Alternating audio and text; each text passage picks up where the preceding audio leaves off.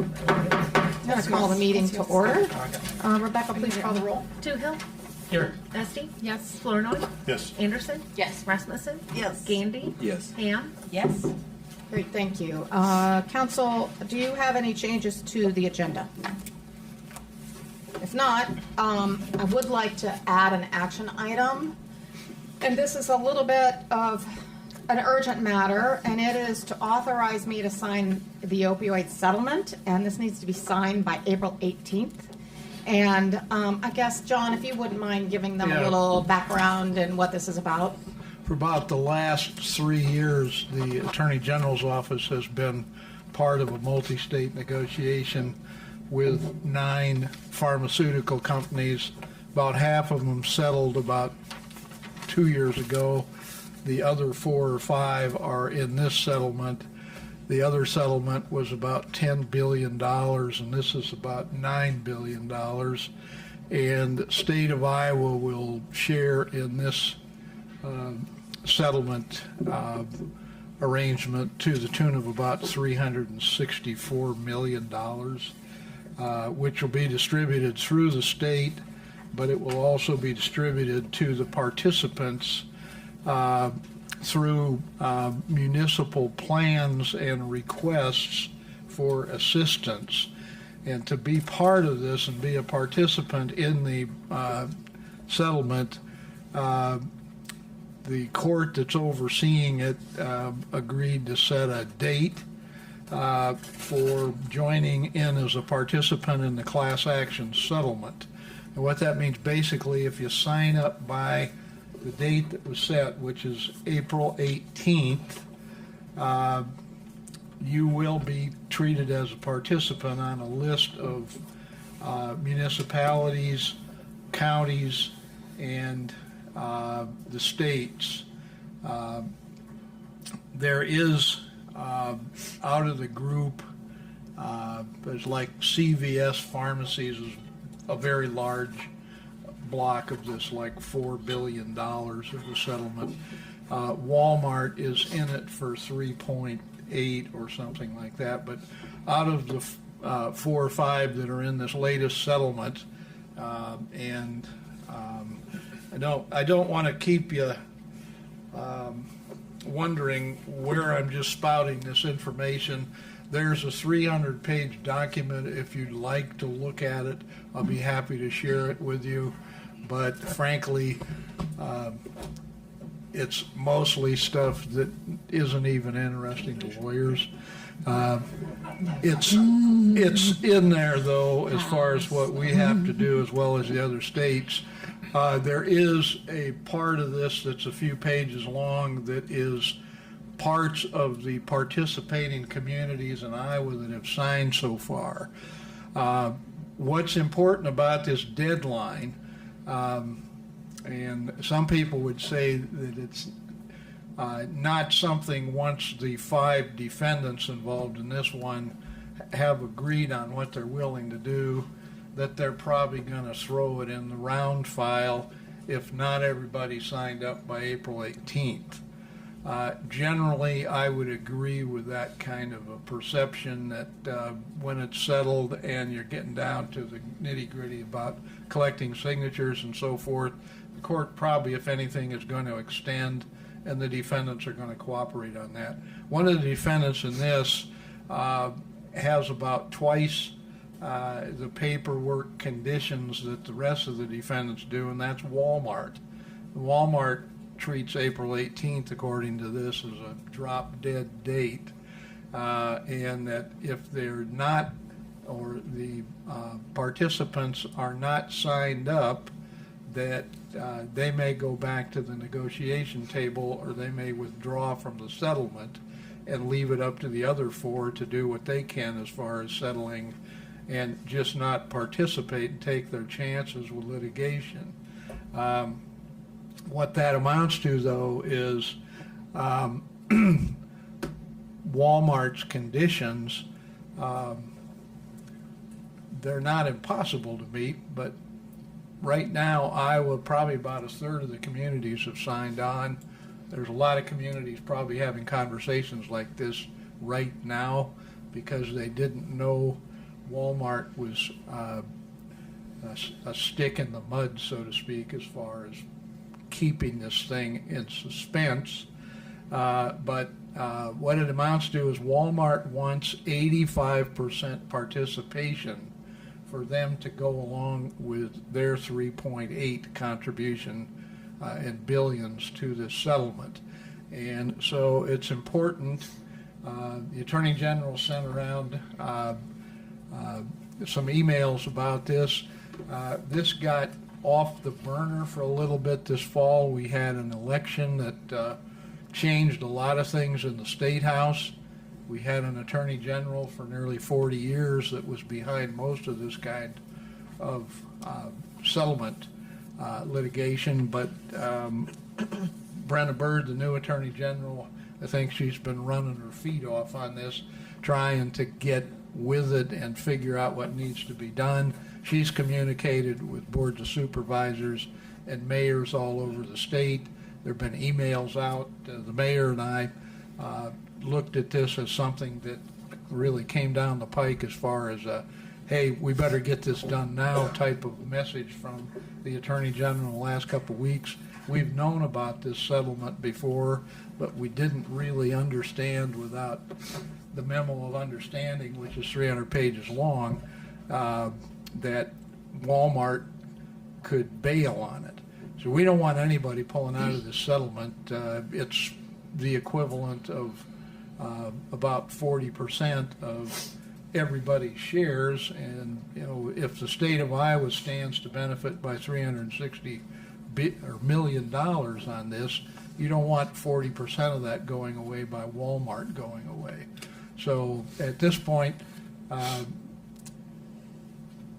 we're asking, and the mayor's asking you if you will consider an addition to the agenda. I've said something to one of the media members here in town, and this is something that we've just talked over in the last few hours between the mayor and I, that we're going to send out what I would call a penitent type of letter to the media, because the norm is that we always give the media under the open records, public records and open meetings law, a 24-hour media notice. And yesterday was Easter Sunday. I did not have this on my mind yesterday. I don't think the mayor did either, but we did this morning.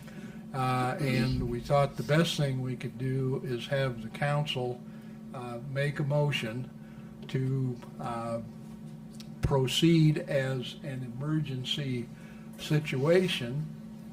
There are some exceptions under Chapter 21 of the Code where if you absolutely can't do something about an agenda item media notice, that you do your best to let the media know about it anyway.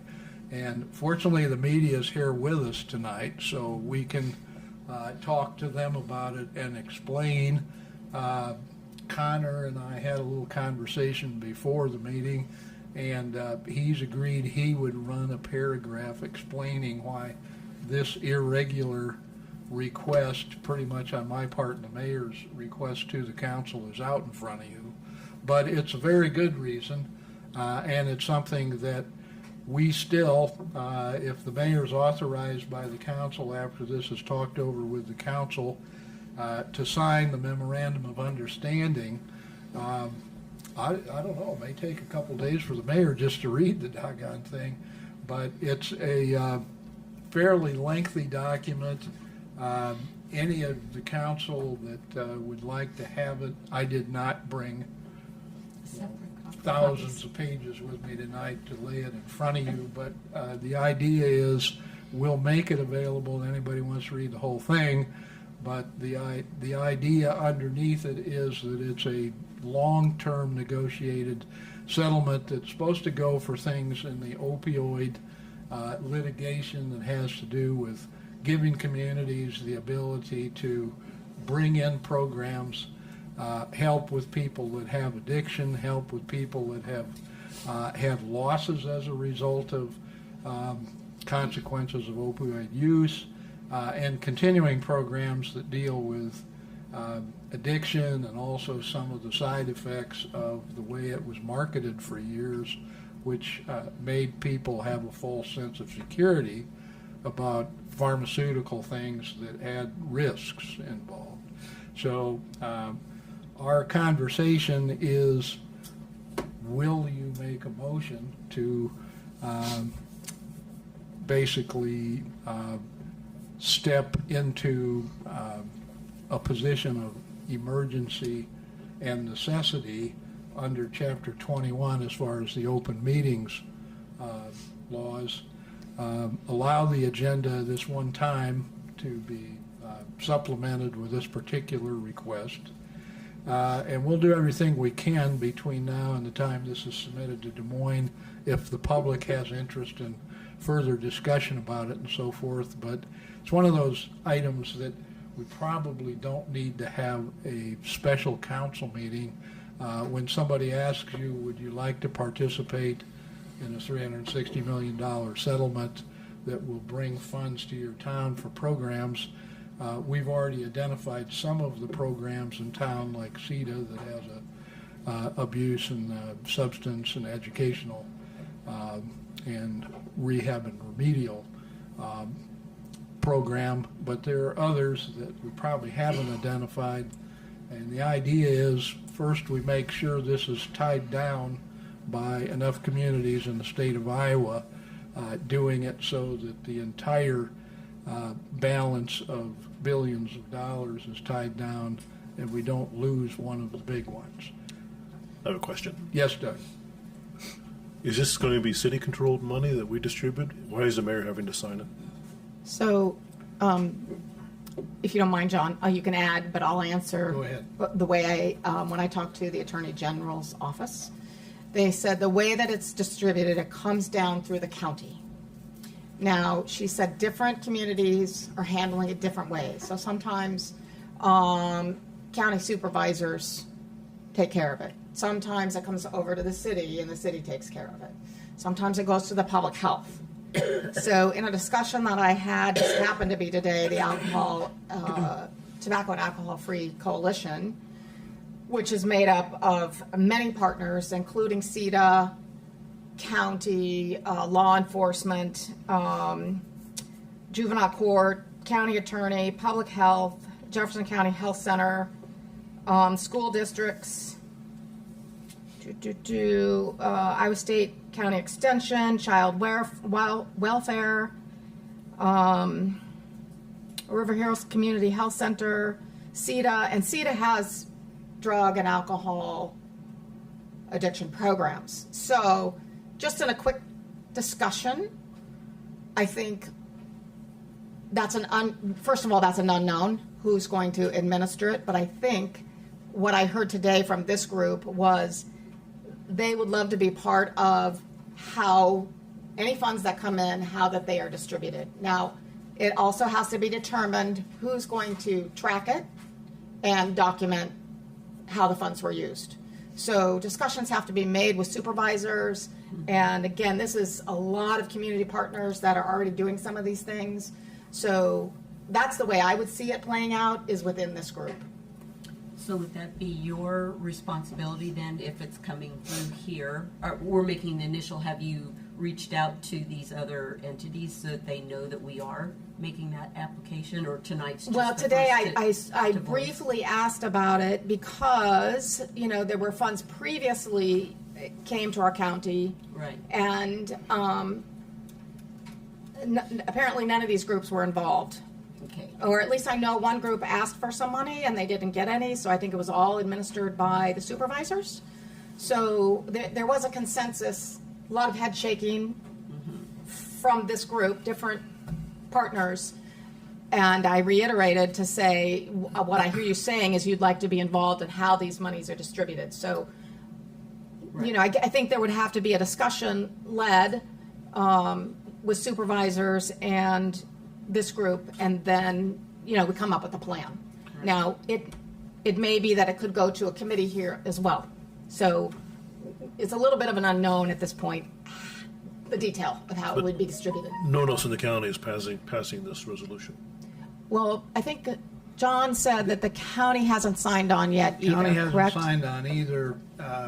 We could sign on and still be a participant, co-plaintiff with thousands of other co-plaintiffs, and the county could opt out and say they don't want to participate. I don't know why they would, but I can't vote for the county. What the mayor and I talked about, and what her inquiries have kind of convinced me of, is that we'll probably have some strong friends in the participating side from people like Chris Essel at Public Health and so forth that have been watching this for years. The money actually will be subject also to the governor's office, and Des Moines Health and Human Services will be looking at this also. They have a part in this. Basically, what we are signing on for is to participate as a settlement shareholder compared to opting out and not being part of the class that is settled with. So this is a thousands and thousands of member class of plaintiffs that are all going to share in billions of dollars of pharmaceutical settlement money. Well, I'm just curious Yeah. if we were to sign on to this, will Batavia, Libertyville, Lockridge, and the other incorporated areas be included, as well as the unincorporated? As far as I can see, the city of Fairfield signing on as the city of Fairfield is signing on because we have a large population group that could be affected and administered on its own. The Board of Supervisors for the outlying regions probably is going to have to answer that question, Doug. I don't know that we can speak for the other smaller communities. I'd make the motion to add this item to the agenda. Okay. I'll second that. Okay. Any other discussion? Yes. What's the range? Do you have an idea of the range of settlement distribution that might come to Fairfield? We've been proceeding so far on the premise that if Iowa shares $360 million, that we've probably got a chance for at least $1 million of that as far as the stakeholders within the state that are either counties or municipalities. That's just me going through this and looking at who's on the list of requested signers. Far as how you get the money by submitting proposals, a lot of that hasn't been created yet as far as Health and Human Services in Des Moines overseeing whether it's the kind of applications that are reasonable with what the federal standards are. It's a court approved document as far as all of the conditions involved and who's supposed to do what and so forth. It's not legislation, but it does require that 50 states, Health and Human Services involve, and that the communities that want to opt in do so by that deadline date, and then it starts the process of between the states and the communities creating. So you're estimating about $1 million? Is that what instrumentation. you're estimating? About $1 million? Yeah, I Yeah. don't see And how. the gal that I talked to, the Attorney General's office, did not give me an amount. Right. But I did want to mention, and John mentioned a little bit, besides Walmart and CVS, we have Teva, Allergen, and Walgreens. So those 5 are in the settlement, those companies. And there have been 4 or 5 other pharmaceutical companies that settled earlier, Yeah. and their settlements were focused on areas of the country they serviced. Far as I can tell from Walgreens, CVS, and Walmart, they're all in our part of the country. So they've got an interest in seeing us sign on as participants. And again, there is a part of this that shows the amounts of contributions from companies like Walmart, and the chart talks about like $3.84 billion from them. There's a similar amount from CVS. There's a couple of the others are only $1 billion or $2 billion, but it's big, and it's designed to cover the whole country that they service. So if we do not sign on, it will be assumed that we intended to opt out, which I don't think is a fair assumption. And it's definitely something that right now is the time when the companies that are sued are inclined to do something to settle this. If people who don't settle with them litigate and they don't do so well, because not every class action suit over a consumer issue necessarily automatically has huge wins, the temperament could change down the road. But Do we have an idea of, just one question, Mayor, do we have an idea of when the distribution would take place? That I don't know either. Well, there are let me say this, charts. this will be multi-year. Let's see. Yeah, it's going to be distributed over a period of years. Some of the companies are in it for up to 15 years of distributions to meet their payout. Some of them it's 10. Yeah. But it's installment payments on a very big settlement. Yeah. So, okay, so we have a motion and a second. I guess my last question to you, John, should we put that at the top of our action items then, or does it really matter? Should we just put it at the beginning? Assuming it passes. What's the council's pleasure? Doesn't matter, does it? At the end. At the end? People are waiting to talk to us. Okay, Yeah. Let's get at the Let's end. do it at the end. okay, we'll do it at the end. So go ahead and call the roll. Flournoy. Yes. Anderson. Yes. Gandy. Yes. Esty. Yes. Toohill. Yes. Rasmussen. Yes. Ham. Yes. Great, thank you, council, I really appreciate it. We'll move on to our consent agenda. Approval of the minutes of the March 27, 2023 council meeting. Approval of the March 31st, 2023 payroll in the amount of $165,054.73. Approval of February finance report. Approval of the ACH payment to Department of Revenue in the amount of $22,891.11. Resolution of wage adjustment in the fire department. This is a correction for Lyle Hanna's salary. Approval of liquor license for Hawkeye Smoke Shop. Approval of total claims in the amount of $232,061.07, and there were no claims more than $75,000. So I would take a motion to approve. So moved. Moved by Toohill, Second. second by Ham. Any discussion? Did you catch that mistake Yes. I found? Yes. Okay. Denise asked if she could just leave the credit on there instead of voiding it and just have $1 Okay. credit. So there's one bill we're paying $1 over what Yeah. they invoiced us at. So we'll just leave it there as a credit on the bill for future services, Okay. right? Next month. Yep. And then could you explain the payment we made to the church? I can't exactly. I sent an email out and I hadn't received an answer back yet. So I'm unable to answer that tonight. I can't remember the dollar amount of that. I'm not sure either. We made a payment to one of the churches, First Baptist? Yes, it was a reimbursement. To Reimbursement First for sewer line work Oh. or? Oh, Melanie must know. She's raising her hand back there, waving. I know that one. So there was a sewer line backup, a sewer main backup, and and the Baptist church had to call Roto-Rooter in order to figure out what the problem was. The problem was not in the Baptist church's line. The problem was caused by another user on the line, and by gathering information, we were able to prove that. And so that individual is going to get a bill for our cleaning services.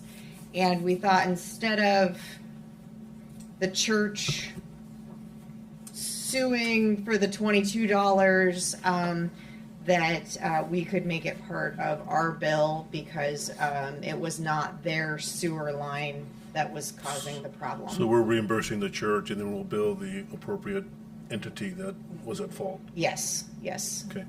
That's all I had. So all the other bills, everything looks fine, so I recommend approval of the bills. Okay, moved by Flournoy? Or did we already do that? Yeah, sorry, yeah. No other questions? Call the roll. Toohill, Yes. Ham, Yes. Flournoy, Yes. Anderson, Yes, but I need to abstain from the minutes from March 27th. Esti, Yes. Rasmussen, Yes. Gandy, Yes, but I also need to abstain from approval of the minutes of the March 27th council meeting.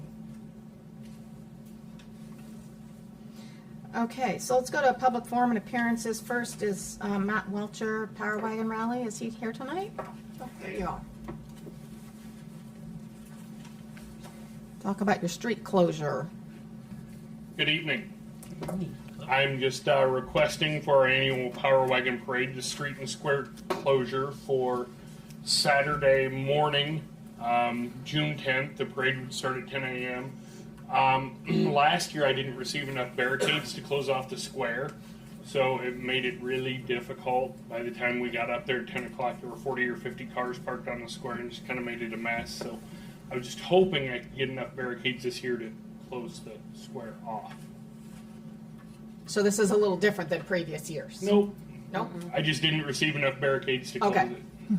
Gotcha, thank you for You can close it clarifying. on Friday night? Yeah, we do it at midnight. And then we're usually gone by 12:30, 12:45. And you'll still be using the side streets Mm-hmm. and north? We just- That just- picture was confusing, that's all. Yep, north side, and northeast and west portions of the square like we've done in the past. Right. I only had enough barricades to block off northwest, northeast, and half of the other two. So traffic was still able to go around and do what they wanted. So I'll make the motion to approve the Power Wagon request for street closure. Second. Moved by Flournoy, second by Gandy. Any other questions? Now please call the roll. Flournoy, Yes. Gandy, Yes. Rasmussen, Yes. Ham, Yes. Esti, Yes. Anderson, Yes. Toohill, Yes. Great. All right. Thank How you many very people much. are you expecting this year?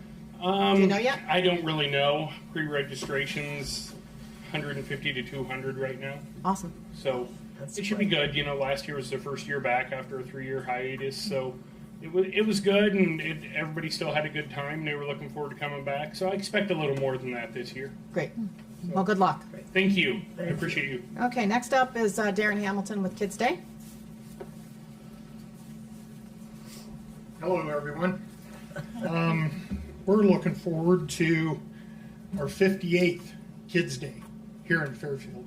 It's one of Fairfield's oldest and longest traditions to have pancakes on the square downtown in a big tent. This year, the Kids Day theme is "This is what I want to be."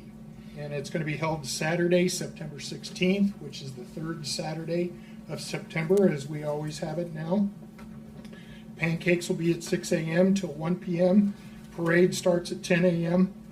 People wanting to participate with floats or other vehicles need to be up at the high school parking lot by at least 9:30 in the morning on the 16th. We're going to have activities on the square, the same as we always have, bouncy houses, activities for children, all of this stuff free to the public. We're keeping the ticket prices the same again this year as we've had in the past. We know that some of the ingredients have went up quite a little bit, eggs and milk and those kind of things that we use in our pancake mix, but we feel that we want to have an enjoyable weekend for the people here in Fairfield and allow them to bring their kids out and have these pancakes.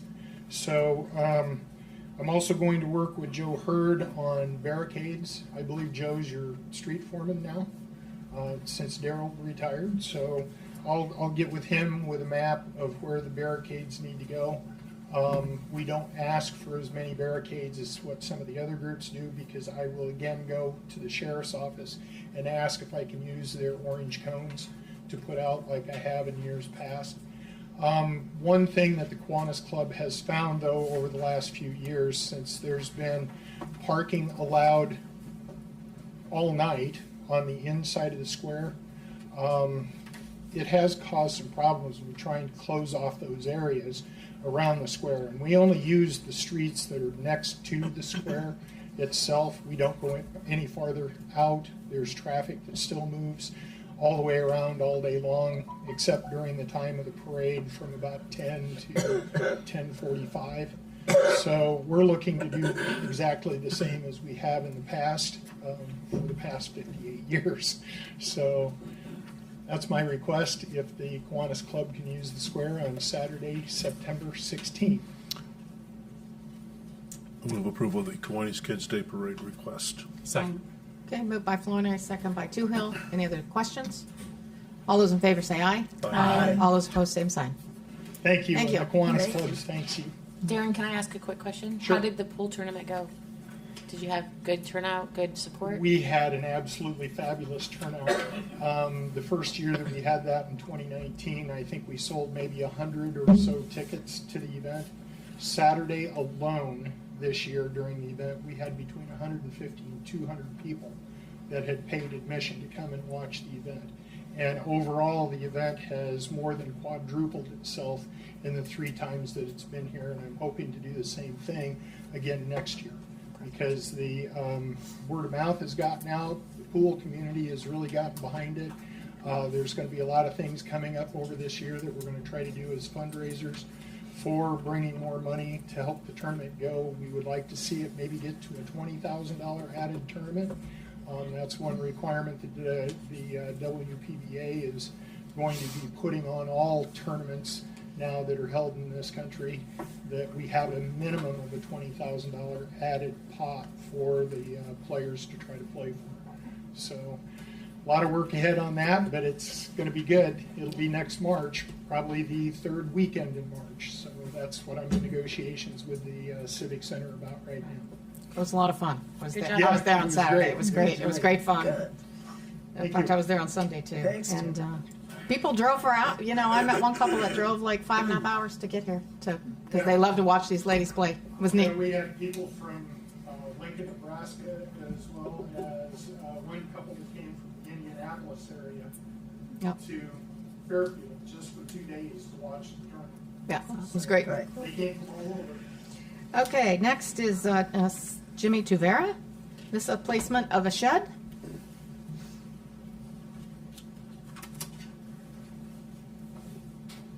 Good evening. Me and my wife moved here in August from Davis County, and the problem started in September when they delivered the shed. And I came here numerous times here at the City Hall, 2 weeks, to make this one right. I called 811. The city came and marked the place, so I don't have to bury any utilities. But Weston came to my house, and the first time I met him, he looked like he got an attitude. And he just told me, you need to move there. And I don't even know this guy, you know. He should introduce himself to me, that he works for the zoning zone, but he was right there on my property telling me to move the shed. And I said, what? And I applied for the permit. They told me, when I came here, I got the notice in my door, and I was told to come here at the city hall. So I came here, and I was told that they can't find my permit. So I told them I paid $35, but they said they don't have any record of my permit. And I said, I'm going to find my permit. And it was when I was talking to Weston, he said, I'll get back with you. I'm going to talk to my boss in September. March came in. That's when he came back in. And I found my permit. So he told me to come here at City Hall to show them the permit. And I showed him the permit. That's the permit signed by, I think, Melanie. And Melanie even helped me with this. There's a map in here. All these maps is And this application form, the zoning building application form, is for the shed and the fence. And I got this map, and I drew where the alley, where I want the shed. And when I got this permit, I thought I was legit.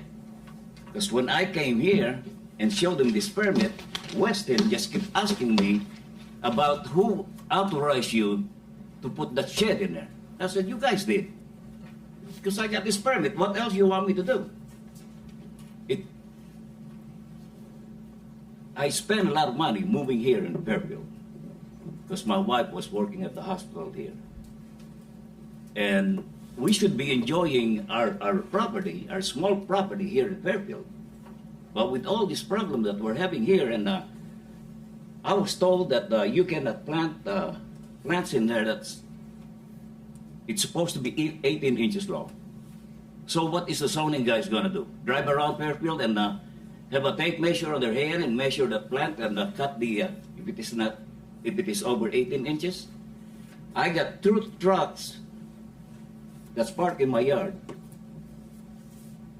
Said you can't park it there. You know, So, I said that's my yard. Mr. Tuvera, can we stick to the Yes. placement of the shed? And I'm I love it's to, frustrating. because I can tell it's very I've frustrating. been having a lot of problems here Yeah. ever since we moved here. We Yeah. should be enjoying our retirement time here in Fairfield. Yeah. You know, we only have a small yard. And I can't believe somebody will come to my property telling me what to do and what not to do in my property. I paid for that property. And there's on the side of my house, there's 13 feet in there that I was told I can't do anything. I want to beautify Fairfield. Yeah. I'm not here to trash Fairfield. You know, We understand, and we appreciate that. I don't know what law was that I was told that I got 2 front yards because I'm on a corner lot. And where I put the shed is on the side of my house. And then I was told that's my front yard. So, you So know, what like is that? every town, they do have ordinances, and I think they're,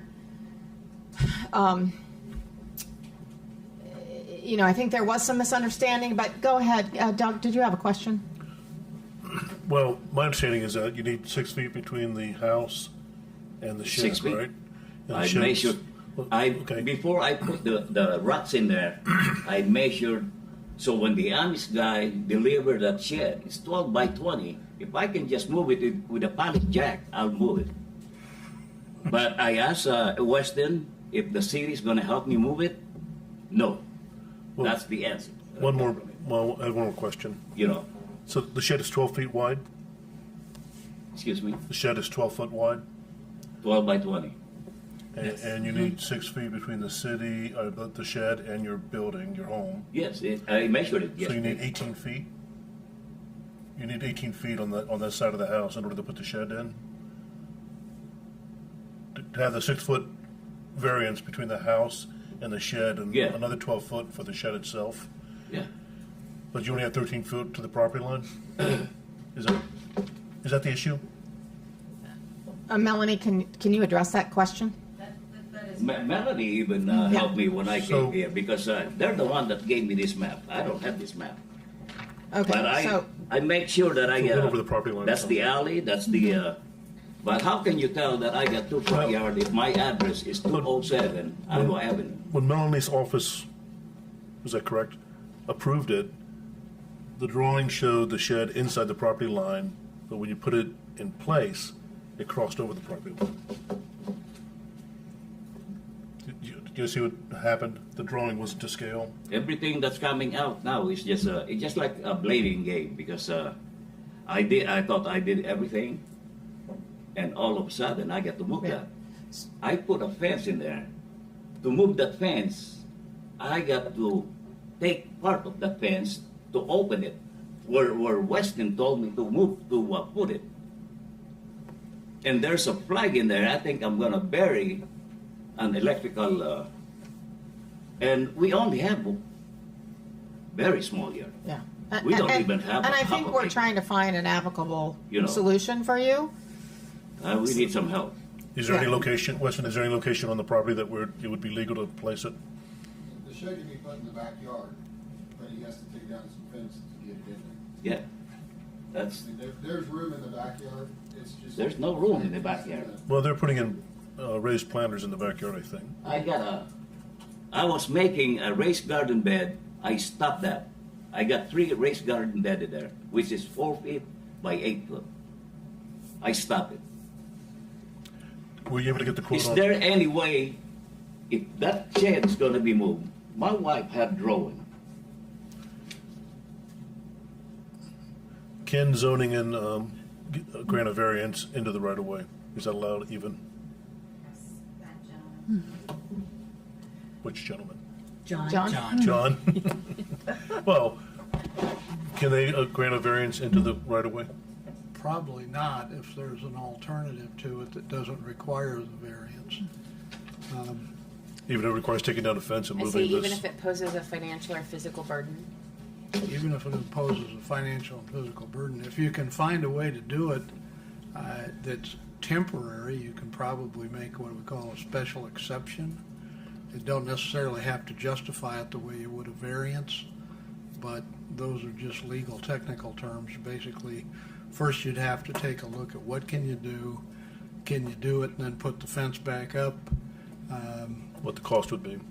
Yeah, That When you shed say is- temporary variance or temporary, what does that mean? I mean, what would A he year? need to do? He'd have to go to the Board of Adjustment, ask them if he could have an exception that would allow him to take the fence down temporarily, move it back in, and then put things back the way they were. And essentially, he'd have to work with the planning office to see if it really can happen like this. So what you're suggesting is that we would grant a temporary variance on this situation Well, until there- they could, There are different standards of what you have to prove. I don't think he can prove the need for a variance, but he might be able for Well, right now something it's- that we call an exception. okay, so right now it's in violation. Yeah. We could rule it as an acceptable violation until it gets, just to give them time to get it fixed, is that what you're saying? Oh, I don't understand what you're suggesting. The thing is, that what I'm hearing is it's not impossible to put it in the backyard, and that's the place where it would fit under our setback rules, is that correct? So we aren't supposed to, as a city, make it impossible for you to do that with other rules about fences, et cetera. So if we make an exception or have the Board of Adjustment consider making an exception to you because we can't tell him what to do. Well, if you They- drive they down need there, to it doesn't decide. present a hazard to traffic or there's no Right, line of sight right. problem or anything like that. I mean, when I looked at it, I was surprised to find that it actually was sitting in part of the right of way. Yeah, That's how far back it is from the street. yeah. It's not obstructing the traffic from Iowa Avenue to 3rd Street. Yeah, it sounds like it's something that's physically It's on the side possible of to my do, house. but Which is, we have permitted uses that when we say they're permitted because you asked the Board of Adjustment to permit it when it otherwise would probably have been limited or prohibited. A variance requires a high showing of basically no other way to accomplish what you want to accomplish, or extreme hardship or something that destroys the value of the land. I don't think those are the fact circumstances I'm hearing, but they are things that we have to take a look at also. And realistically, it sounds to me like there's a practical way to get this into the yard. What- Isn't that the case? I'm a little naive on this too. What is the equipment required to move a 20-foot shed? I mean, What- it's not, what's like the you said, it's not a equipment? pallet jack. no, It's not a forklift. it's a But what like is? the trailer. Well, that, they just they dropped just it off. they slide it. But if we were to move it, would they have to load it back onto a trailer? Well, they got And to. then- There's a chain in the front. That's why they left that chain in there, in the front of the trailer. to pull it back up to onto put a it trailer. back up on the trailer. Right. So they'd have to load it back onto a flatbed and move it to the backyard then and then move it to drop the it off backyard. and drop it back off. But again. if I can move it closer to the alley, where my fence is at, closer to the fence, am I okay? Could it become Because- could it become part of the fence? I mean, if you took out part of the fence and put the shed where the fence is, so your house is here and this is fenced in. If you put the shed like here and took out this part of the fence and made the shed the wall, Can would I that put the work? shed in here? Up against I the don't know. fence. Beside the I fence? don't know if you can put it on the outside of the fence because I think you'd have the same problem again. But No, if because- you put it like here and just took out the fence, so the shed would become the fence basically. It would become a wall. Melanie, can you comment Just, on that? can you put the shed up against the fence? Yeah, because I think there's an issue with And if he moves it to making the, that part So, of the just a second. Anything beyond putting it inside the fence is going to have to go to Board of Adjustment. Our code defines the 2 front yards, and if this was not in the right of way, if it was just a 2 front yards issue, that's where we would have directed him immediately, and even would have worked with him on the Board of Adjustment. So if it was just moved back and closer to the fence, it's still technically in the front yard by the way our code defines it. So it's still a Board of Adjustment. So anything that's not inside the fence, which it has to go to Board of Adjustment. So Melanie, just out of curiosity, the permit in front of us, the permit application that was signed off on, is the problem that it was misrepresented on the pictures and not placed Yeah, as it was there's, approved? One I showed you, it wasn't- and I know, I came here 2 weeks. I Also got a trying to drawing of where I want the fence. And then you guys said, apply for a permit. I did. It's all signed, the permit is Right. signed. Yep. And with my signature. And now you're trying to say, No.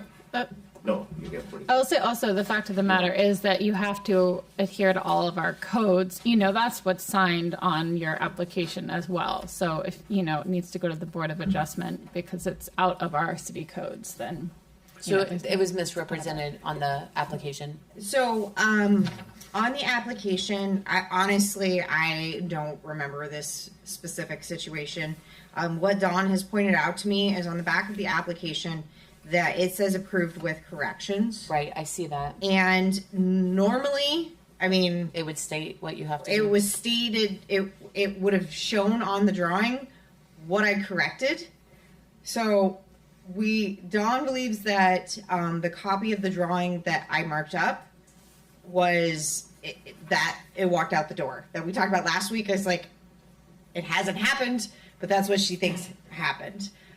I don't remember. Okay. So whether I did the math and said, hey, this doesn't add up, whether I said that it needed to go in the backyard, We don't know. I don't remember. All I know is that I marked it as approved with corrections and that we did give him a copy of the accessory building location, which is that cheat sheet, that we did give him a copy of that with when we returned it.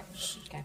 So, Melanie, when someone comes in and wants to put a shed on their property, you actually ask them the dimensions of the shed and you check the length It's on in this, various directions to make sure that's going to fit the way it's presented on the picture. Normally I try to. Okay.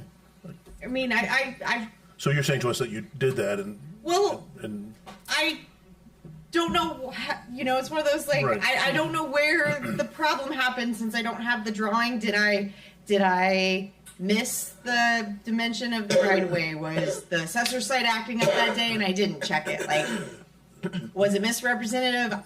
We don't know.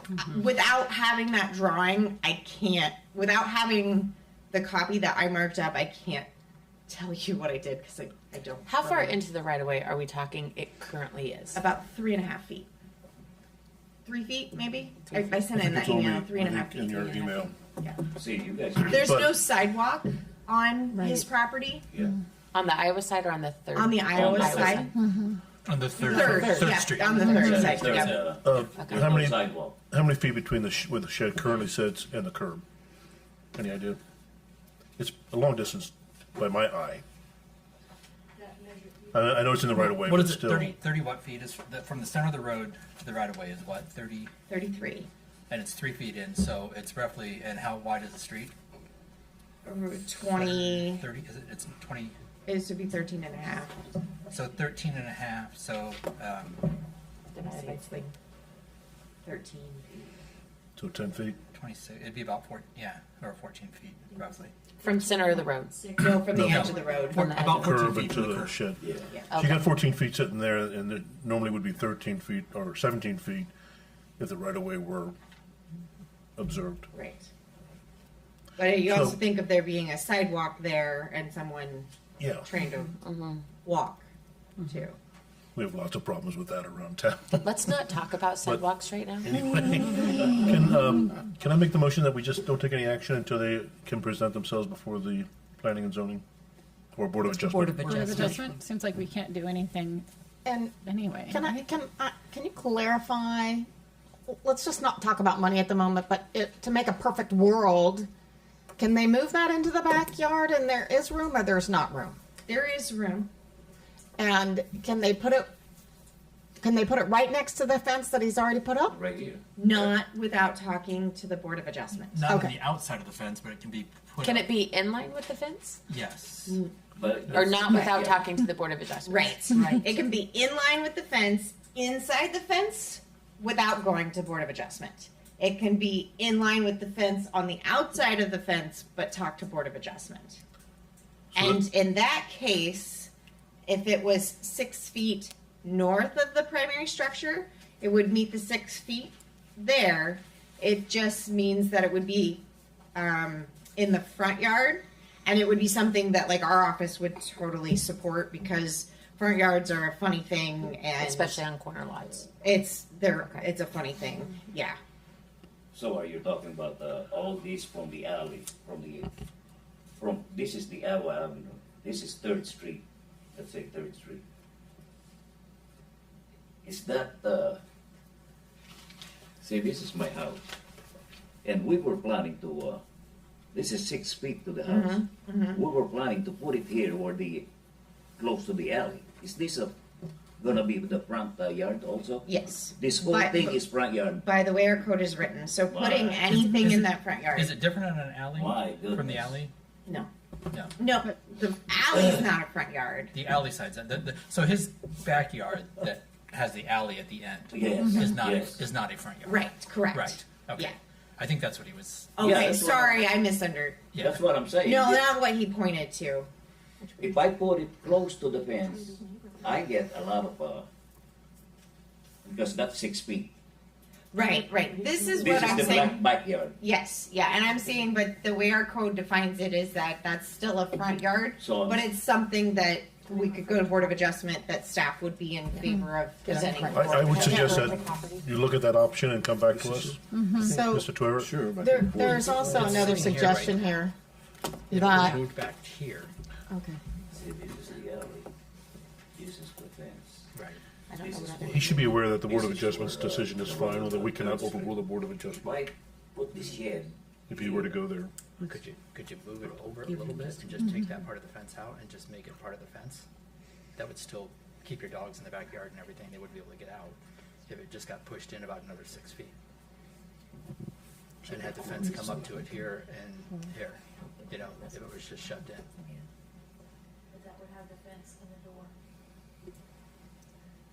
Fence and In the gate. is the city gonna help me, Okay. with the, Let's, I think we need to talk to BOA first and Board of find out Adjustment. what they even, before we even say what we can do, because And see what they will allow. They can Yes. grant a variance or to your, you know, I'm on fixed income. Now, my wife is the one that's working, but, we don't have any more money to, spend all these. The reason why I got the shed, I got some, when we were in Bloomfield, we stayed there since '95 after I retired from the army. So we accumulated some stuff, garden equipment, and I don't want to move in our new place here, and put all my equipment in there and put a tarp in it. Right. That is sore to the eye to the public. Can I So make- I got a shed where I can just hide them in the shed. can I make a suggestion? Please. Can I make a suggestion? Why don't you go to the Board of Adjustment with the alternative plan that Melanie will support. She said the city would support this alternative location. If they approve it, find out what the cost to move it would be. Maybe the city will help you move it at that point. But once you find out first if you can move it to that location, if that would be acceptable, then come back to us and talk about money. And maybe, I don't know what would happen, but it's a step in the right direction. It's kind of a compromise. So I will say, I've never gone before the Board of Adjustment, but I'm sure Melanie can help. yeah, you with that. we are closed the next 2 days, but we can discuss that with you. So there is a fee for the Board of Adjustment, and there are mailings. So my thought process is, because our office misplaced the drawings that have made this a little unclear, is that we would waive the meeting fees. I guess my question to council would be the mailing fees and the publication fees. If you want to have him pay it up front and then bring all of the costs to you, or what do you think? What do you think they estimated they would be? Rebecca, you always... I think the certified mailing fees are approximately up to $8 now, aren't they, or $8.50? Yeah. And then you notify everybody within a 200-foot It's not an radius. extremely So you're talking dense- less than $200 total? Possibly. So I make the motion that we approve all those fees up to $200, so he can prepare his case before the Board of Adjustment. That the city pays those costs. The city would pay Okay, those costs. thank you. Okay, so there's a motion. Is there a second to Doug's motion? Second. Second by Toohill. Any discussion? All those in favor say aye. Aye. All those opposed, same sign. Okay. Thank you. So Melanie will work with you then on the next step. Okay? Great. And again, I think, we want to come to an amicable, compromise that we can get this done and help you. So, okay. Thank you for your patience on that. Resolution, action items, and ordinances. The first is a public hearing on the matter of the sale of property, which are these campers that I believe the police department has. So I will open the public hearing. Does anybody want to speak on this topic? Seeing none, I'll close the public hearing and then go ahead, Melanie, with whatever you're going to say. We have not prepared the bid documents for this, but we will do a sealed bid for the campers to dispose of them after tonight's actions. Collectively, all of them together? No, individually. Okay. As is, where is Doug, in case you're looking for one. Who knows? Okay. So I'm sorry, when are we going to take these closed bids? Is that in here? Nope, when we figure it out. So what is Okay. our action item? Your action item is approving the disposal of city property. Yeah, okay. So moved. Second. Okay, moved by Anderson, second by Flournoy. Any discussion? No. Please call the roll. Anderson? Yes. Flournoy? Yes. Gandy? Yes. Ham? Yes. Rasmussen? Yes. Toohill? Yes. Esty? Yes. Great, thank you. Next action item is consideration of the fiscal year 23 emergency management increase to $2 per capita. This is a little review for the public. A year ago, the city council authorized to pay $1. It was approved by a vote with the Emergency Management Commission to do a $2 assessment. So the city of Fairfield has not paid their additional $1. And we were waiting on some direction from John, and I'll let John take it from here because he's got the direction, the legal direction for us to take. Well, we talked to a person that's an attorney general that's associated with the Iowa Department of Revenue, and they basically told us that if the EMC board, as they refer to it, members determined that it should be a $2 levy per person instead of a $1 per person levy, makes no difference if there is an excess over and above the budgeted necessities.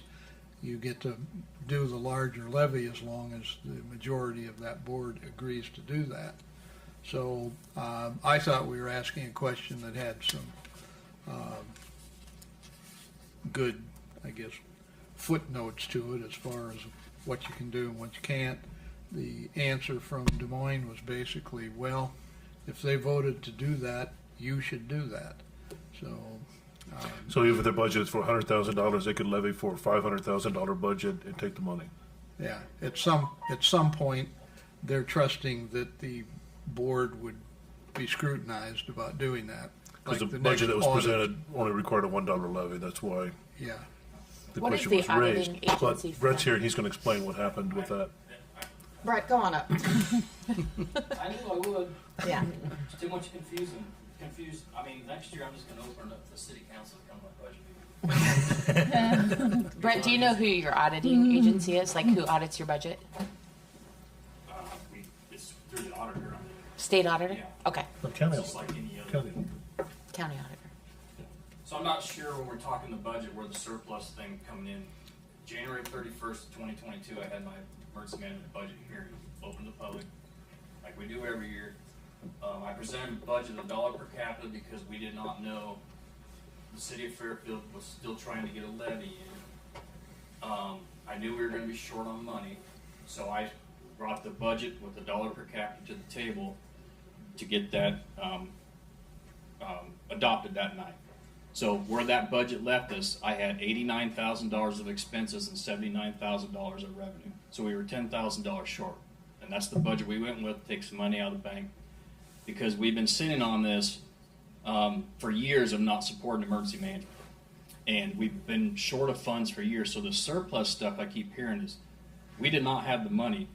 And at that meeting, we decided that the levy was talked about, the per capita increase was talked about. We knew we had to support emergency management because our revenue was under our expenses. Our expenses, or I take that back, our revenue from 2001 for 21 years stayed the same, $1 per capita. Yeah. That's how I was bringing money in. And every year I cut my budget, training line items, paper line items. And we could not get the point across because there was two different agendas. City wanted one, county wanted another, and I was caught in the middle of this stuff. So I'm just being honest with everybody tonight. So it was voted on that night by a 6-3 vote. Doug was there, Paul was there, Connie was there to do the $2 per capita instead of doing a levy at that point. So I did the budget with the $1 per capita because I already had it made, and we would start billing for the $2 per capita to help fund emergency management. That's how it went down. Everything's open. They're public meetings, but there's never been a surplus of funding for emergency management. Matter of fact, we've been short. Yeah. Way short. Yeah, don't misunderstand me, Brett. As far as what we got from the state, they're okay if you have a surplus.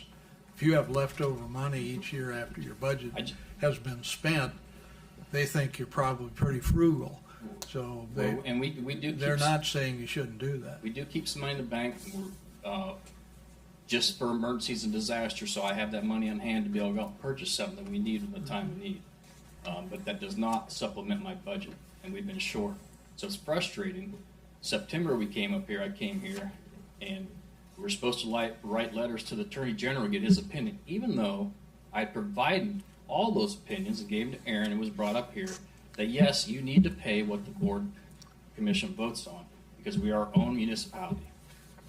So if that clarifies everything tonight, but we've been sitting on this, and if you don't pay the second $1, my budget's underfunded again. I take more money out of the bank, and that's why we went to the $2. Yes. The other option is the levy, which we got in this year, a small levy on top of the $2. But if it stays at the per capita, that per capita would go up to $5 or $6 per entity per person, which would mean your bill would be $60,000. So we did get a levy through this year to ease that. But the miscommunication I hear is very frustrating. As a guy that's doing the budgets, cut everything out of his budget. So I don't even go to the trainings that I should be going to because we don't have the money there. It's not a sob story, it's just the truth, and I think people need to understand how emergency management works. Yep, so, I wanted to bring this back with plenty of time, because I would like to get this paid to emergency management before the end of the fiscal year. And, I don't know, John, do you think we need a motion, or we just I'd make a You motion. need a motion because we haven't paid the first half. Yeah. We had a motion to pay the first half. We didn't make a motion to pay the second half. Okay. So I'll make the motion to pay the second dollar per capita. It's about $9,500 on that order. 9416. $94.16. I'll make the motion to pay Okay. that. Yes, I'll Okay. second it. Moved by Flournoy, second by Rasmussen. Any other discussion? Not, please call the roll. Flournoy, Yes. Rasmussen, Yes. Esti, Yes. Anderson, Yes. Ham, Yes. Toohill, Yes. Gandy. Yes. Thank you very much. Thank you. Thanks, Brett. Thank you, Brett. Next action item, consideration to set public hearing on the proposed plans, specification, form a contract, and estimate of cost for the reconstruction T-Hangar, Taxiways, Phase 3, and Hangar Apron Rehabilitation Project. And this public hearing would be on Monday, April 24th at 7 p.m. Motion to set public hearing April 24th. Second. Moved by Anderson, second by Flournoy. Any discussion? Seeing none, please call the roll. Anderson, Yes. Flournoy, Yes. Gandy, Yes. Ham, Yes. Esti, Yes. Toohill, Yes. Rasmussen. Yes. Next action item, consideration of engineering services agreement with FrenchReneker and Associates for the water treatment plant project. Steve, you gonna talk about that? Or Melanie? Steve? Whoever gets to the podium first? Yes, I don't know how much the council has been aware of this project. I believe it is on the capital improvements plan and has been for I don't know how long. But at any rate, just some general background information. The water treatment plant really is two water treatment plants running in parallel. The one water treatment plant is a traditional lime softening plant. And the second one is an electrodialysis reversal plant, or EDR for short. And that plant was constructed about the year 2000, and it is reaching the end of its useful life. And the city has been rehabbing it, and they have to rebuild it very frequently, and the maintenance costs are getting very high now. And so the intent here is to replace the equipment to have a new EDR plant. Basically, the thought is it's all going to fit within the same building. It's basically take out this box and put a new one in. It's not a cheap thing to do, but that's the cliff notes of what we're doing. Also, the pump for well number 2, one of the Jordan wells, needs to be replaced, and so that's also included with this design contract, which includes writing a facility plan, doing final design, all the way through construction is what this agreement is for. The intent is that the city would apply for SRF funds to fund the project. So I don't know if you have any questions. So it looks like the total budget here is $208,000, is that correct? Mm-hmm. Am I reading that right? Yep. Okay. So, yeah, and I think Melanie had about $2.5 million in the capital improvements plan for this project with construction and everything all said and done. If I'm right, did I read that number right? Yep. Motion to approve engineering services agreement with FrenchReneker. Second. Moved by Anderson, second by Gandy, I think. Sure. Yeah. You can have it. Any other discussion? Not, please call a roll. Anderson, Yes. Gandy, Yes. Ham, Yes. Esti, Yes. Flournoy, Yes. Rasmussen, Yes. Toohill. Yes. Okay, thank you, Mr. Pedrick. Next action on consideration of rescinding notice of intent awarding fire station demo to D.W. Zinzer. Mel, you want to explain what happened here? Yeah. First on the treatment plant, I was going to say, and you guys thought we were done with treatment plants. All right, on D.W. Zinzer, so D.W. Zinzer, you guys had made a motion to issue the notice of intent. The discussion at the last meeting was this is not issuing the contract, this just allows them to start things. So we had conversations with them, we asked them to review their calculations on how they came up with their bid. And after that, they asked to remove their bid from the project. And so this project had a 5% bid bond. The way bid bonds work is that if somebody does pull within this time period, within the 30 days, that you get to keep that bid bond. So it's a 5% bid bond, and it was $109,000. So we would have gotten like $5,000. We felt by having the low bid drop out, it would have saved us a lot of trouble. Would have saved us much more than $5,000. So we said, if you voluntarily, after reviewing your numbers, and that if you voluntarily step out, that we would not call your bonding company. So we're also returning their bid bond unused. So that's how we plan on proceeding. Then the next action items are to award and proceed with the second low bidder, which is a local bidder, Bob Brown Excavating. But we can't do that until this is cleaned up. Yes. Yep. So I make a motion to rescind our notice of intent to award. I was gonna say, just curious, did they say why or why it was so much lower? No. I did not get a clear answer, but they very much appreciated the opportunity to review. Sure. Yeah. Maybe someone made a sure they typo. did. Melanie, the second low bid is closer to the engineer's estimate. It is closer to the engineer's estimate, and there were 3 bids, if I remember right, that were roughly within the same, I'll say range. They weren't exactly, but the middle bids were closer to each other, and I feel much more comfortable with the second low number than the low bidder. Okay, so there's a motion on the table to Second. rescind, second by Esty. Any other discussion? Not, please call the roll. Flournoy. Yes. Esty. Yes. Toohill. Yes. Gandy. Yes. Ham. Yes. Rasmussen. Yes. Anderson. Yes. Thank you. So the next action item then is consideration of notice of intent awarding the fire station demo to Bob Brown. So that's the next step. So I make the motion to award the fire station demo to Bob Brown Construction. Second. And I just want to clarify, it's for the DOT demo for the new fire station site, just in case anyone, we know what we're talking about, but in case anyone. We're not demolishing the fire station. Yeah, exactly. Right, so is that the right, The language is fine. the intent to award fire station Yes. demo? Yes. Right, so To that's. Bob Brown? Okay, Okay. so that's the motion right now. So any other discussion on that? Call the roll, please. Flournoy. Yes. Anderson. Yes. Rasmussen. Yes. Esty. Yes. Gandy. Yes. Toohill. Yes. Ham. Yes. Yeah, so the third step is to award the fire station demo contract to Bob Brown Excavating. Right. And then Jason, would you be able to pull up the action item? I want to read the bid amount since. It's $279, I think. No, there isn't one with Is it in there? Yeah, it's in the action item above. Yeah. 279, 250. 279, 250. And so by then this final step of awarding it, then you'd authorize Rebecca and I to sign the contract once all of that came through. I make the motion to award the bid to Bob Brown's Construction for $279, $250. Second. Okay, moved by Flournoy, second by Rasmussen. Any other discussion?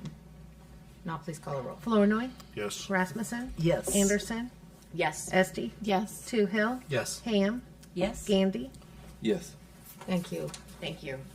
Ordinance 1223, this is the third and final reading. This has to do with Boss 2 Partners and North Campus Village in the urban renewal area. Move to approve. Thank you. Second. Moved by Gandy, second by Anderson. Any discussion? Not, please call the roll. Gandy. Yes. Anderson. Yes. Esty. Yes. Toohill. Yes. Ham. Yes. Rasmussen. Yes. Flournoy. Yes. Okay, last in the action items is again to authorize the mayor to sign the opioid settlement, so we can move forward on that. Motion to approve. Second. Moved by Anderson, second by Flournoy. Any discussion? Not, please call the roll. Anderson. Yes. Flournoy. Yes. Gandy. Yes. Esty. Yes. Toohill. Yes. Ham. Yes. Rasmussen. Yes. Thank you. Under the mayor's report, I want to recognize our dispatchers. April 10th through the 16th is National Public Safety Telecommunicators Week. So if you see one of your local dispatchers, thank them. They really are, that first voice and stressful job. And, but boy, where would we be without them? So we really do want to say Thank you, and we appreciate the work that you do every day. Also, looking at our process of hiring our city administrator, we have a couple dates on our calendar for next week. And so the first date is Monday, the April 17th. We want to do a closed session to go over the candidates, and we need to also determine a time when y'all can be there. So probably the sooner the better, like at 6 o'clock versus 7 o'clock, but what is your pleasure? Do you have an idea how long the meeting might take? Or can you say how many candidates? Do we know right now? I don't know right now. This would just be for them to bring to you the candidates that they have so they can set up. It'll narrow it down for them to bring the candidates to you on Wednesday for the interviews. So we're going to be going Virtually. through resumes and evaluating. That might take a few hours. Will we get anything ahead of time, or could we get anything ahead of time to review? I don't think they give ahead of time because it's confidential information. Okay. He comes here and I think he hands it to you. Yeah. So that's why, if we could start earlier than 7, I think the better. I would suggest a 6 p.m. meeting. Okay. Can everybody make that? I'll be late. We have a home game. Monday, April 17th. Yes. Probably going to 9 or 10 even. Yeah. So can most everybody else be there at 6 Monday night? 6 o'clock. Does anybody have an objection with any earlier than that or not? 5:30 or 5? Yes. You do? Yes. Okay. All right. Yeah, I'll be late anyway, home game. Well, Okay. then it doesn't matter. I'll be even later. Oh, okay. All right. I got it. So I would take please, if you'll give me a motion to have this closed session at 6 p.m. on Monday, April 17th. So moved. Moved by Two Hills, second by Flournoy. Any further discussion? All those in favor say aye. Aye. All opposed, same sign. Okay, motion passed. Will that be here? Yes. Yes, it will be here. Okay. And then, and again, so that will be closed session. And then on Wednesday, April 19th, again, we need to have a closed session where we will do virtual interviews with those that we have chosen from Monday night. And again, the earlier that we can start, the better, even at 5 o'clock if that's possible. But Could we do it on a Tuesday or a Thursday? Thursday's the chamber No. banquet. I mean, yes, but I'm going to skip that. yeah, Thursday is the chamber banquet. So Thursday's out. Who's going to that? Half the town. How about Tuesday? I can't do Tuesday. I can do Wednesday, but not Tuesday. Well, I can't do Wednesday. Yeah, well, it's been on your calendar. No, it's not on the calendar because I remember discussing this and we put the 17th on my calendar. We did not have the 19th settled. I think it was on that contract, Yeah, it's on the contract. the Henson. Yeah, it was on there. So, I've got it online, but I don't know what I put it on there. so what time do you want to start on that So what are we night? doing on the 19th exactly? The interviews, Virtual interviews with possible candidates. Live interviews. What date? Wednesday, April 19th, 6. 6 p.m. Is there the capacity to patch in on the virtual interviews, like go to court or some of the other online patch-ins, Zoom, you mean? a Go meeting? You mean for these people? Yeah. For council members? Yeah. I'm not interested in that. If you're thinking about me, I'll just be here. Okay. Yeah. I'm not sure how that works with the confidentiality of it. So does that 6 o'clock work for everybody? Yes. Primarily? Okay. So again, I'll take a motion to start a closed session for virtual interviews at 6 o'clock on Wednesday, April 19th. So moved. Moved by Gandy, Second. second by Anderson. How long approximately should we schedule? Like 3 hours? At least, he said 3+, because he's figuring Yeah. if there's 6 candidates that you're interviewing, half an hour each, and then discussion afterwards. Okay. How many applicants does he have so far? Do you know? 2 weeks ago, I know he had 7. Oh, wow. But So, Options. Monday we're narrowing it down, right? And Monday yes. you narrow it down, and then Do you know how Tuesdays- many we have to narrow it down to? I don't think any more than 6. All And right, so they narrow it down a little bit before they even bring us Mondays. I believe Yes. they, I- yeah, make way I sure they understood at it, least have so. that. So we're planning on half an hour per person, That was the, yeah. and you the figure thought. 5 or 10 minutes in between, If that. at least. Yeah. So it's gonna be, if we do 6 people, it's gonna be easily 9 or 9. 10 o'clock Yeah. before we get out of here. yeah, just plan for a long night. Have some supper before you We're gonna come. have, I'll bring snacks. okay, that's it, do we eat before we get here, or is it gonna be, we Eat eat before you before we get get here? Yeah, I think so. Or bring snacks to share. To share. Sure. Cupcakes. We Okay. have potluck. I wouldn't. So there is a motion and a second on the floor. So any other discussion? All those in favor say aye. Aye. All those opposed, same sign. Thank you. That's all I have. That was City, enough. city attorney report. John, what do you have? Well, you got a lot of me earlier. You sure you want to hear more? Well, hey, before you go down that road, I forgot. I have one more thing. On each of your stations, which you right before council, I gave you this sheet called Important News, FAQs regarding 2023 assessment valuation changes. And it answers these questions. Why did my assessed value change? My house went up 30%. Will my taxes go up 30%? And then there's some other questions. I'm going to be posting this on the mayor's Facebook page. There's really good information. This actually came off the Van Buren County Assessor's website, so you can go there and see this. I did ask Steve Wemme, our Jefferson County Assessor, if he had something like this, and he said, no, go ahead and post this. This is on my personal Facebook page right now. Tonight, when I get home, I'll put it on the mayor's page. But there's a lot of talk right now about what you received in the mail last week, so this is a really good thing to read, and it will help you understand. Yeah, So, this assessor got this partly courtesy of the property division at the Iowa Department of Revenue.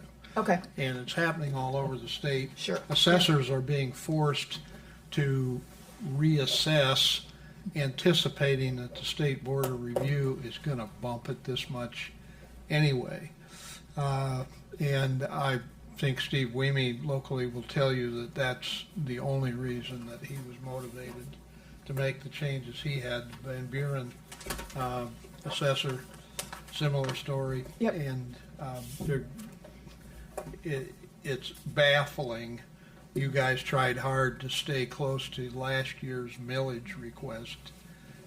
And the public, I think, understands how millage works against valuation, and all of a sudden to get kicked like this, Well, our it's legislators hard. don't know what a mill rate is, apparently, because I was at. Well, somebody up there doesn't understand, No, I was at Doug, the you're right. legislative Yeah. breakfast here Forum, yeah. Saturday, and they didn't understand mill rates. Yeah, this is not the legislature of property tax relief. If this happens in 99 counties, there's probably gonna be a lot of noise. yeah.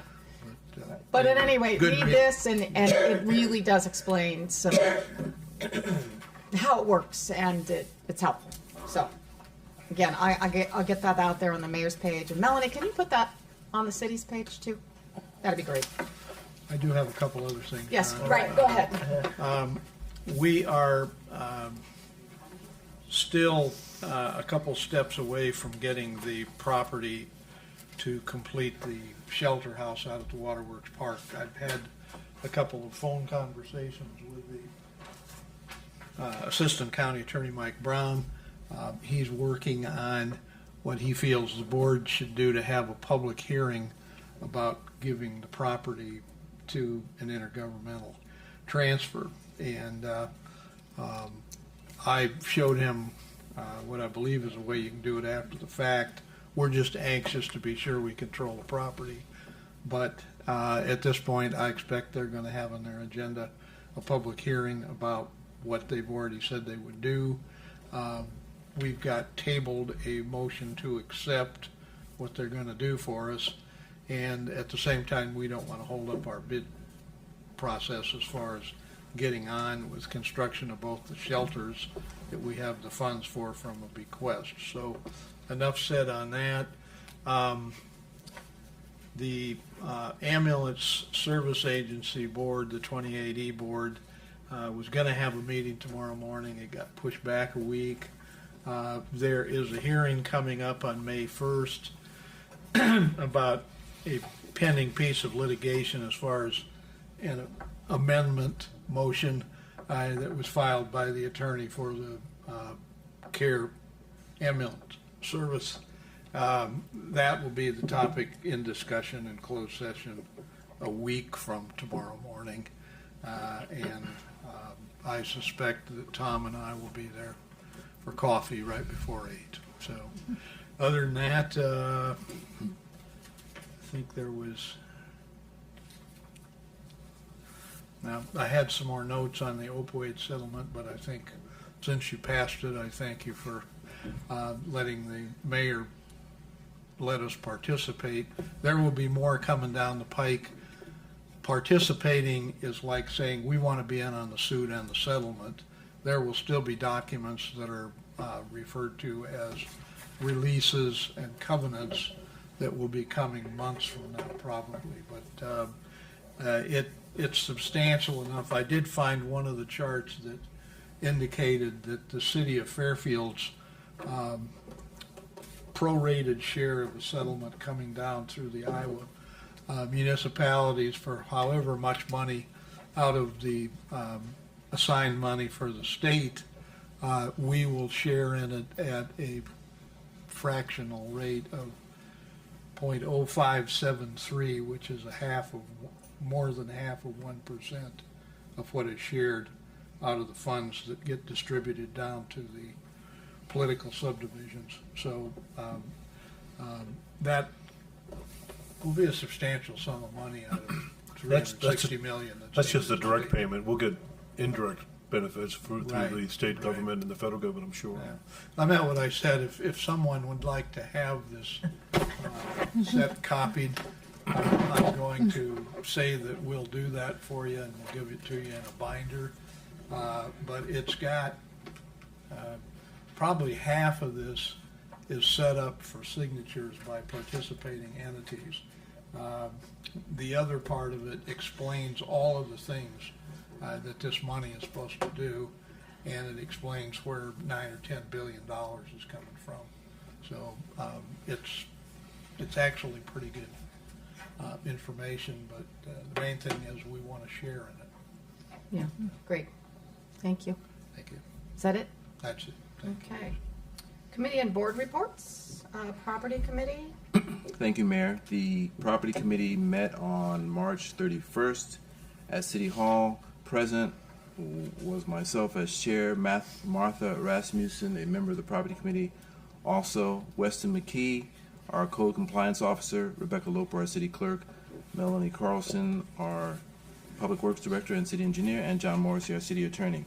We had 2 items to discuss at that meeting. The first were a recommendation that the Property Committee review our current fence ordinance and consider possible updates to that ordinance. And so we did have that discussion. I don't know that we're bringing anything to the council tonight to vote upon, but we did vote, the Property Committee did recommend that there be updates to the current fence ordinance, and we'll be bringing that before the council at the next meeting with the first reading of these updates, at which point we'll review those changes, those proposed changes. Great. The second item we discussed was a proposed Indian Hill Community College lease, changes to the lease agreement over at Carnegie Hall. And Melanie Carlson spoke to the committee about possible changes, given that I believe the museum is expanding its use of the space, and the IHCC, Community Indian Hills, is reducing their space. So there's some recommendations for changes in the lease. We don't have anything to bring before the council other than to say we had that discussion. Melanie will be doing some additional research and modifications of the proposed lease, at which point we'll bring it to the council for review. And that was the gist of our meeting. Great. Thank you, Mayor. Okay, that's the only committee report I have on here, so we'll move on to administrator and department reports, and Melanie's going to talk to us about the draft EPA report.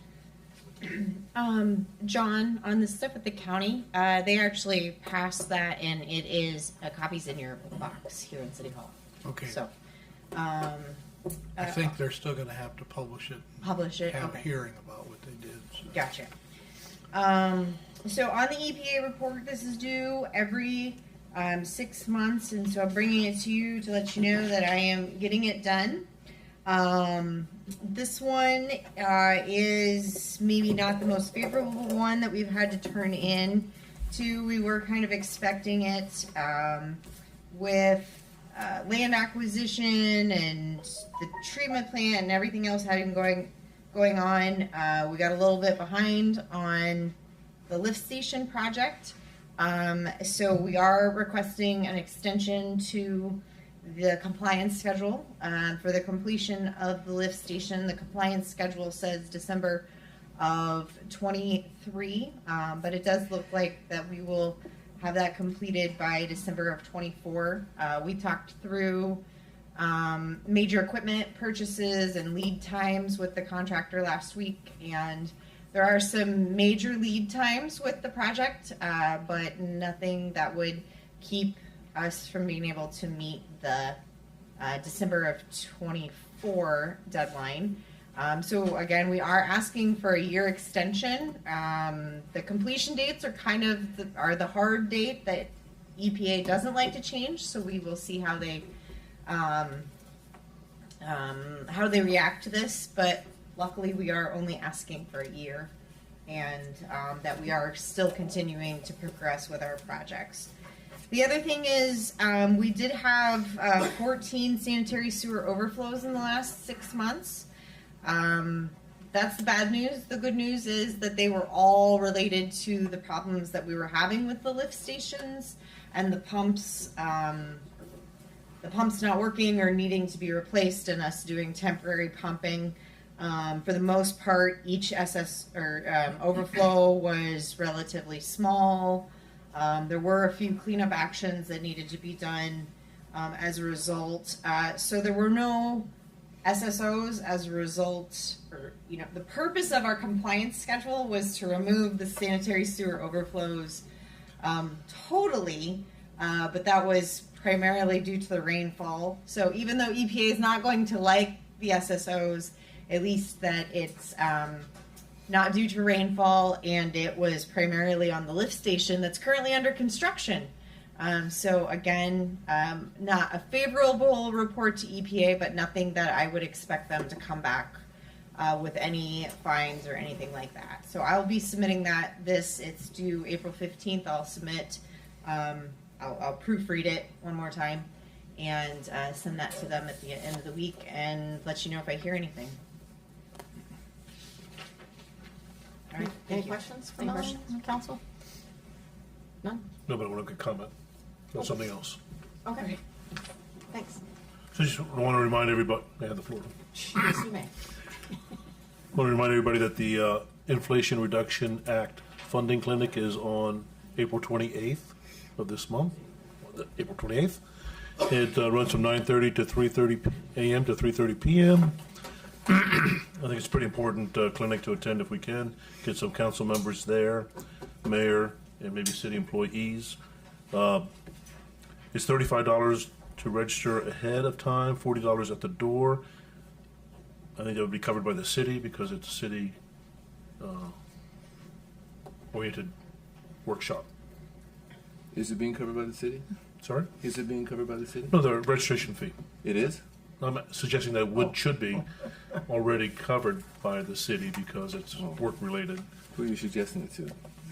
Who are you suggesting? Whoever's listening. Are you listening? Who is listening? I'm just telling you, don't worry about the $40, Paul.